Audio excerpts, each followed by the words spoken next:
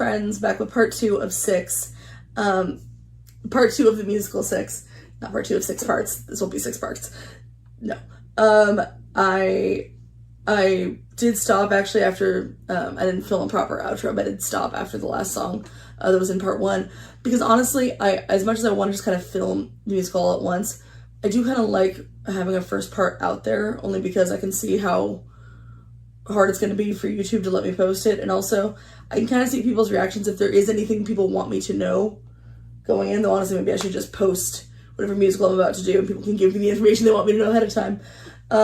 I did do a little tiny baby bit of research before this part, only because I know like a little bit about the last couple queens, the majority of the queens, but I was afraid I was gonna like mix up which I knew about what, and I just wanted to learn a little bit, so I basically just looked at like some stats, like some really basic, like not even Wikipedia level information, only because like I want to go in here kind of blank. I want the show to make me care about this story, but what I also don't want to do is to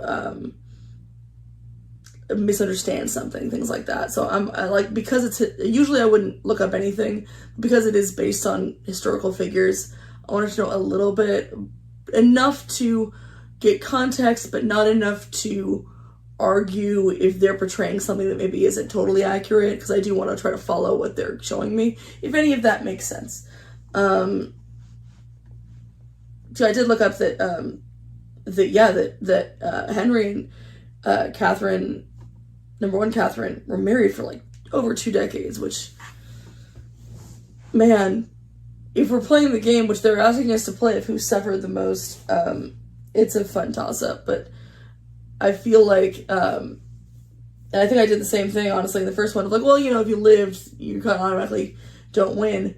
But first Catherine, just because, like, to think about that, she lost so many kids, either like were stillborn or died like under a year or 2.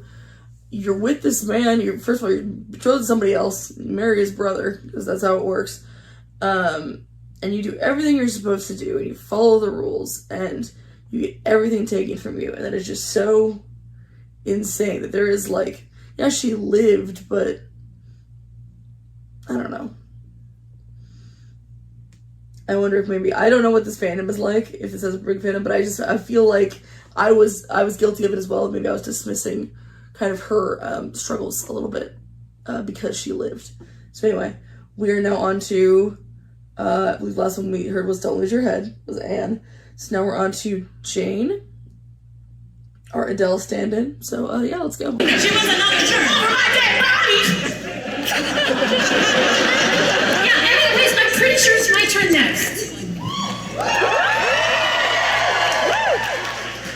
You, Queen, please! Yeah, were you the one he truly loved? Yeah, didn't you finally give him the son he so desperately wanted? Yeah, like I had a daughter and he literally chopped the head off. Okay, yeah, you're right. I was lucky. Okay. But still, like, that is the crazy thing, is Anne, you could think, you know, this again, I don't know the details, so I'm kind of going based on a little bit that I know, and then kind of just extrapolating from how human beings work. And you could think that it's like, oh, whether it was love or lust, he said he fell in love with this other person, either because he'd just been married to Catherine for too long and wanted something new, he was a piece of shit, or it was the son thing. Whatever it was, he's just like, this person, he launched on to the next person. But once Anne dies, every other queen after that has to have that in their head of like, this is now transactional, and if I don't provide what he wants, being son, I could be the next one, either completely dishonored or beheaded. And that's so scary. Like, pregnancies back then were not exactly safe to begin with. Well, they did, one of the few things I read about Jane was that she was a lady in waiting. She was a handmaid for Anne and maybe Catherine, which that's got to be wild too. It's like you're watching basically your boss.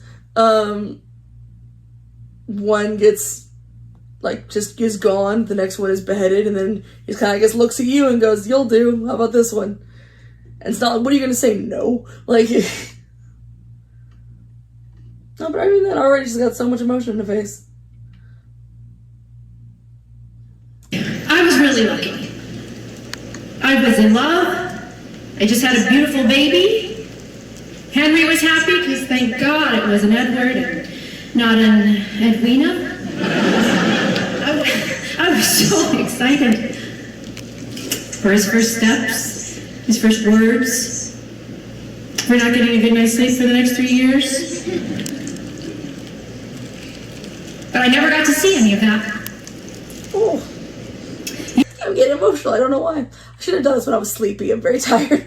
It's been a very stressful week at work, so like I'm on a hair trigger. I might cry over things I wouldn't normally cry over. I do love that the girl they have here, she's beautiful, but also looks a little bit more mature. I don't mean older. I do mean like more mature. Just everything about her feels more like a mom. Also, of course, the white. She, even though she didn't die a virgin, she died the sweet death of, the sad lady death of like, you had a child and then just slipped away. Until she gets white. I'm curious if if the chain has a significance. Maybe someone could tell me. I don't know. But I think for the bit, again, the little teeny, like 3 paragraphs I read, she did seem to love him, and he seemed to love her, whether that was a genuine love or just a, hey, you gave me what I wanted, awesome. There was love there, it seemed, anyway. You know, people say Henry was stone-hearted, uncaring, and I'm not sure that he was. Yeah, actually, come to think of it, there was this one really cute time where I had a daughter and he chopped my head off. That is weird when you're sitting there and you're looking at, obviously this was in a situation that she would have in reality, but like, all these people are trashing him for many valid reasons, and you have to be the person that goes like, yeah, and I'm not saying that didn't happen to you. I'm not saying that's not true, but I also have to acknowledge that I had these beautiful moments, and that's a hard thing to kind of reconcile. And I bet, lots of people have situations like that of like someone who was maybe very dear to you then went and hurt someone, and you have to wrestle with both those images of like the person that you loved and the person that could do something terrible or something not even that extreme, just something you just disagree with. It's hard. Okay, look, I know. I don't know why I didn't notice it on the others as much as hers for some reason. Maybe the color is just less distracting, but the way they're cut does almost look like they're made of like a stained glass corset. I've seen cosplayers do, and it's very cool. I love that. Oh, that his times with the queens before me were hard, but they were also full of fire. He raged and stormed at them, and because they are both absolute badass monarchs, they raged and stormed right back. But I didn't do that. Instead, I stood by him like I was made of stone. I stood firm. No matter his flaws or his tempers, no matter my doubts or fears, I stayed there by his side. And that's not because I was scared or naive or weak. It's because I loved him. Naive and scared.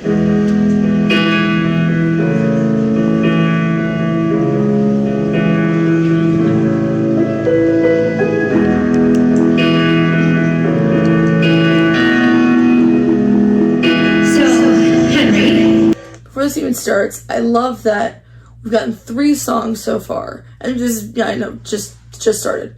3 songs of 3 queens, and even just the intro, they could not sound more different, but reflect the character. I feel like when you're making a musical, you can either have all the music kind of sound like it's in the same genre, or you can try to match the song to a certain type of song in a musical, like an I Want song or a patter song, like things like that.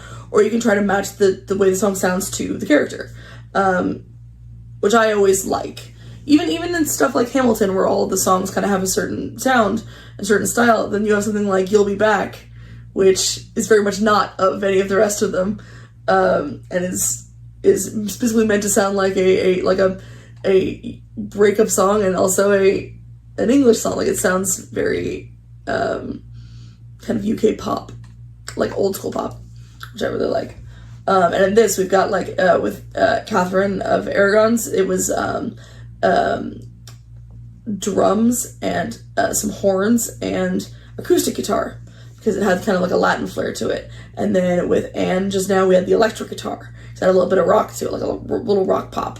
And then here, since she's supposed to make us think of like Adele and Sia, who I know a couple songs of,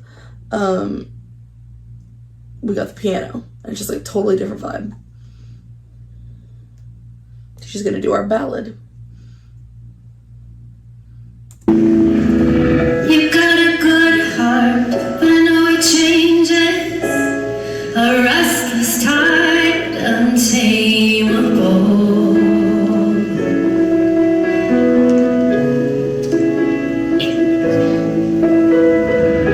You came my way, and I knew a storm could come too. You'd lift me high, or let me fall.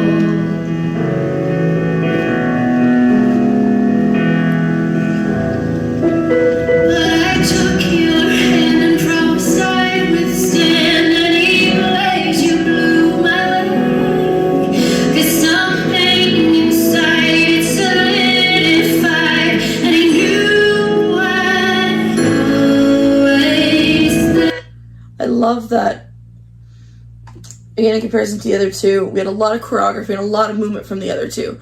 Whereas this one, it's her. It's just a clean spotlight on her. I don't know if the other queen's doing anything. I can't see, unfortunately. But when it comes to her, she's just sitting there singing to the audience, but also singing to Henry. She's singing to a guy who they missed, kind of thing. Like, she would have been dead to him, but then also at this point in current reality, like, it is, you know, they're resurrected. If we're talking to zombie queens, he is long gone. And they're speaking to someone who, you know, if this man is going to do a lot of the things that he did, he's definitely got passion. So I'm sure she did see, like, that he did probably love all these women, or at least most of them, at a certain point. It always makes, I brought him up when I talked about Into the Woods, and I always thought it was so interesting. This comic book called Fable is all about a world in a universe where storybook creatures came to our world to escape some bad stuff happening in their world, and you get to see a bunch of characters, obviously, that you know, and you see Cinderella, and you see Snow White, and all these different people. Snow White, one of my favorite characters, and there's always the Prince Charming. Well, Prince Charming in that world is all one dude, and he loved them deeply when he saw them. That's why he could break those curses. That's why he could do a true love's kiss. And then he just sort of, it faded, or he'd get distracted, or whatever. So it's speaking to that, like, he clearly loves a lot, and he just feels a lot.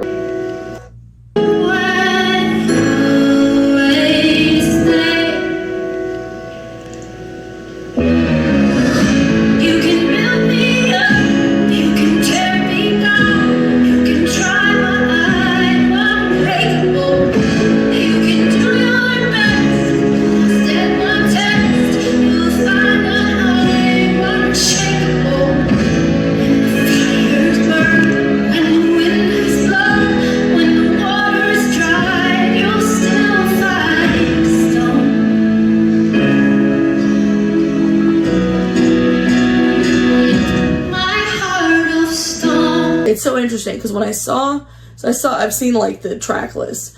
When I saw that her song was called Heart of Stone, I was sure I knew what it was about. I was sure that it was about her trying to reach Henry with his Heart of Stone. And it never occurred to me that it would be the other way around, that it would be a Heart of Stone less in a thing you can't reach, but more a thing you can't break. It's really interesting.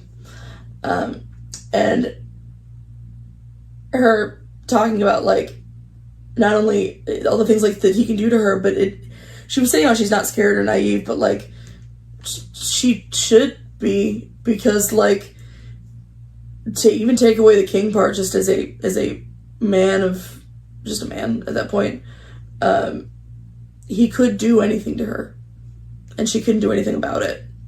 And it's her going, I'm aware of that, but I'm not going anywhere. I'm basically like, I'm just a giant exposed heart. I know I've seen the things you're capable of, and I'm still standing here. And one thing I did read about her was that she also was a big part of helping him reconnect with his daughter, with Catherine's daughter, Mary. And I think that's kind of lovely. That like, it's very clear that she did want some kind of family.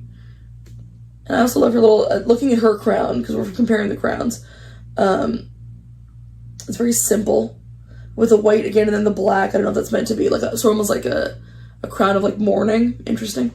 Not sure. Mourning is an MOU, not like morning time. You know what I mean. Not early in the morning, sad times. This was also the awkward. I talked about how some of the costumes, some of the sleeves make me think of that little twirly guy. These sleeves make me think of a children's book that I read as a kid called Rainbow Fish, which I feel like is still a really popular picture book. I feel like I loved Rainbow Fish, and the cool thing about the Rainbow Fish picture book was that some of his scales looked just like that. They had this little reflective thing. I thought they were so cool.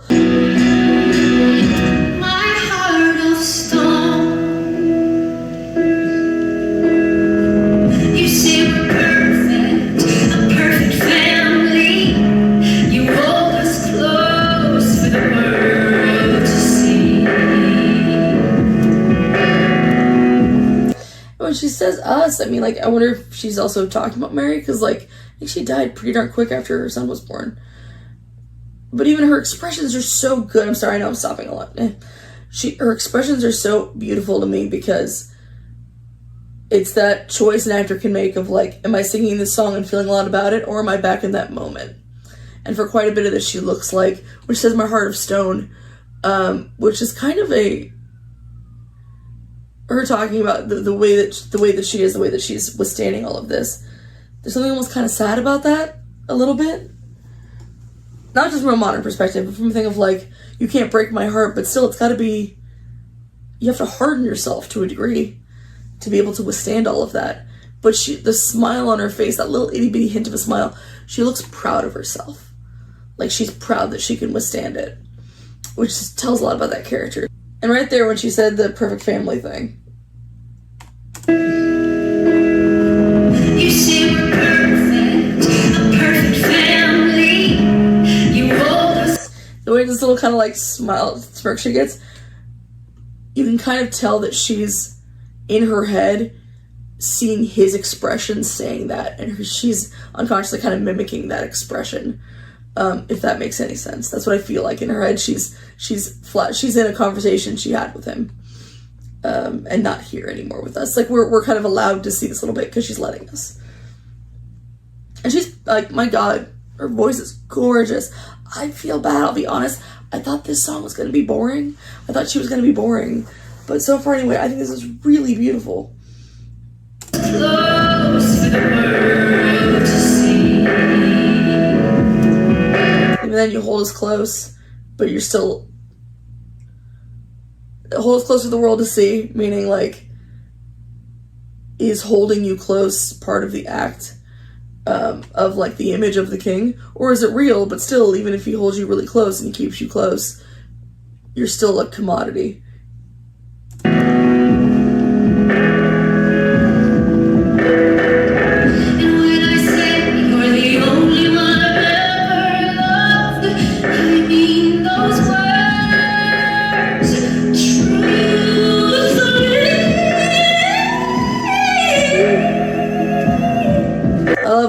When she does The Only One You Truly Loved, it's going back to the same tune she used in the first song. That was really clever. And yeah, it's like her going, and she can look him in the eye and say, I loved only you. And even if you love me deeply, you can't say that back, can you? But it's okay, that's fine. I'm fine with that kind of a thing. But I know, without my son, your love could disappear. That's true, yeah. And no, it isn't fair, but I don't care, 'cause my love will still be here. Like, I don't know which is more sad. The idea that, you know, you're told to marry the king, or you're asked to marry the king, so you're told to marry the king, so you do it. And, you know, it's fine, and you get along okay, and he's not terrible to you, and you just gotta have son. That's the thing, you just gotta have the son. So there's that pressure, and it's a contract that you're fulfilling, and she does. Or is it more sad that you do all those things, and then you do fall in love with him, and maybe he even falls in love with you too, and it's that knowledge of, like, even right now, every kind word he says to me, any beautiful moment we have, still has the asterisk of, I hope you fulfill this duty so I don't have to do something terrible. It's just really kind of, I don't know, just sort of like gut-wrenching in a way I wasn't prepared to feel about this. I guess I just really think about it that much. God. That no matter how much you deeply, deeply love him, there's this kind of weird hollowness that she's gonna deny she feels, but like, maybe she'll deny, maybe she'll accept it, but like, but she insists you still love him no matter what, so like, what if he beheaded you? You'd still love him? Maybe she would, I don't know.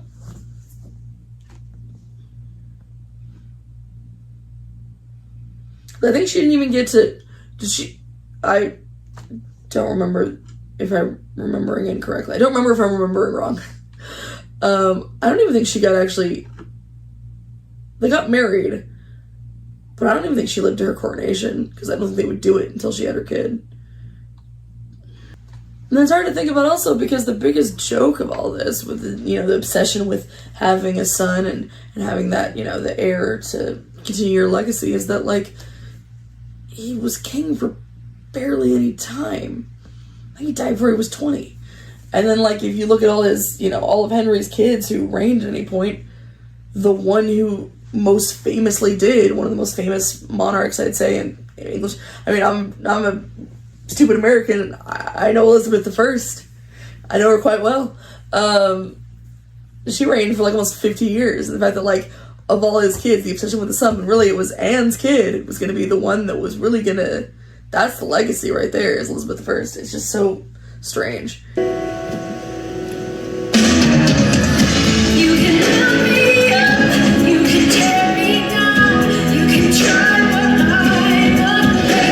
Oh, they're all behind her. They're just standing there in the dark. Oh, I quite like that, actually. Just her totally alone with him. Just taking whatever he give her, be it kindness or not. You can do your best, but I'll send my text. You'll find I'm unshakable. When the fires burn and the windows blow and the water's dry, you'll still find stone.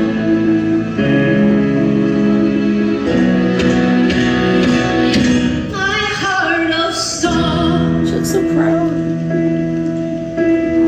Soon I'll have to go. I'll never see him grow. But I hope my son will know he'll never be alone. 'Cause life never runs dry and leaves its scars behind. Be by your side, 'cause my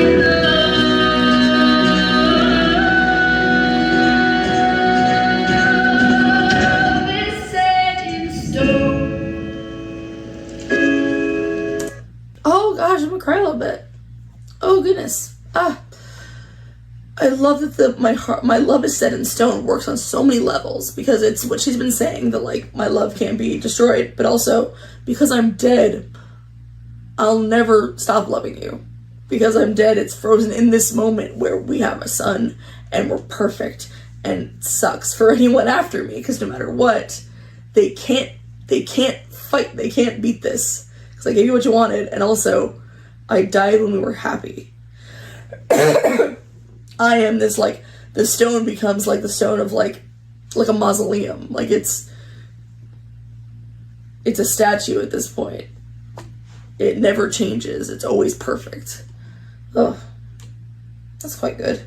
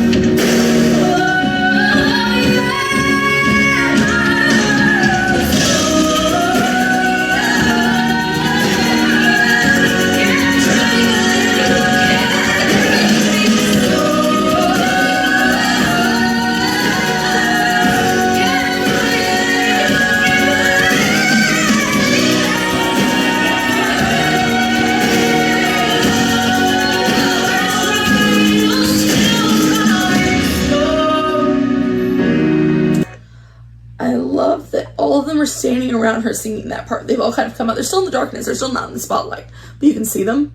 And they all just have these sad faces. And whether they, in their expressions, are meant to just kind of be mirroring her, or if they're all still kind of playing themselves, is great, because this is probably what they all feel it looks like in Henry's head. She'll always be in the spotlight after this point, and they will always be just kind of off to the side. And that's gotta be rough. You know who I would love to see sing this? I would love to see, oh gosh, no, what's her name? Jessie Mueller, I think? The original Jenna from Waitress. Oh, I think she sounds amazing. Oh, I think she sounds so good.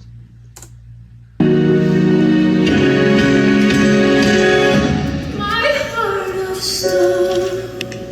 That was a beautiful song. I think that might be my favorite song so far. I'm shocked. Like, that was really, really gorgeous. Oof. It's hard with a musical with a lot of like fun kind of high energy numbers. The ballad can very easily be the thing that drags, but I thought that was really pretty.